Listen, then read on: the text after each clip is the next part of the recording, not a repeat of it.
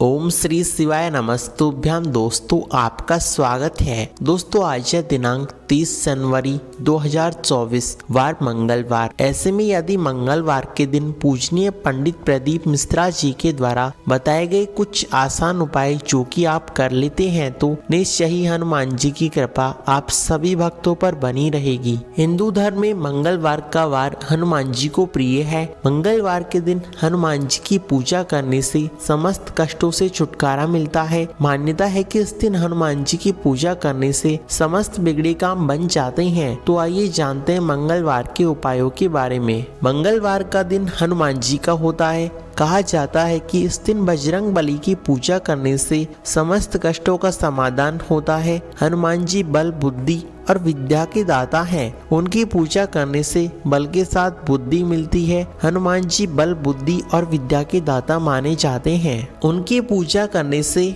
बल के साथ बुद्धि मिलती है। यदि आपकी किस्मत आपका साथ नहीं दे रही हो तो आपका बनता हुआ काम बिगड़ रहा है तो मंगलवार के दिन कुछ उपाय कर लेने चाहिए। इससे आपका बिगड़ा हुआ कार्य अवश्य ही सफल होगा। मंगलवार के दिन सबसे पहले प्रातःकाल स्नान के बाद भगवान विष्णु का जाप करें। इसके अलावा यह वार हनुमान जी का होता है तो इस दिन प्रातःकाल स्नान के बाद हनुमान मंदिर जावे। साथ ही हनुमान जी को चोला, पुष्पदल आदि अर्पित करें। यदि आपका काम बार बार बिगड़ रहा है तो आप मंगलवार के दिन हनुमान चालीसा का पाठ अवश्य करें। इससे सारे काम अच्छे होंगे। यदि आपके पास समय है तो आप प्रतिदिन हनुमान चालीसा का पाठ कर सकते हैं। साथ ही मंगलवार के दिन भूखे मनुष्यों को भोजन खिलाना शुभ माना जाता है। मंगलवार के दिन किसी भिखारी को भोजन करवावे। इसके अलावा कोई बंदर अथवा गाय दिखे तो उसे खाना अवश्य खिलावे। इससे हनुमान जी प्रसन्न होते हैं। साथ ही मंगलवार के दिन व्रत रखना शुभ होता है। मान्यताओं के अनुसार कहा जाता है कि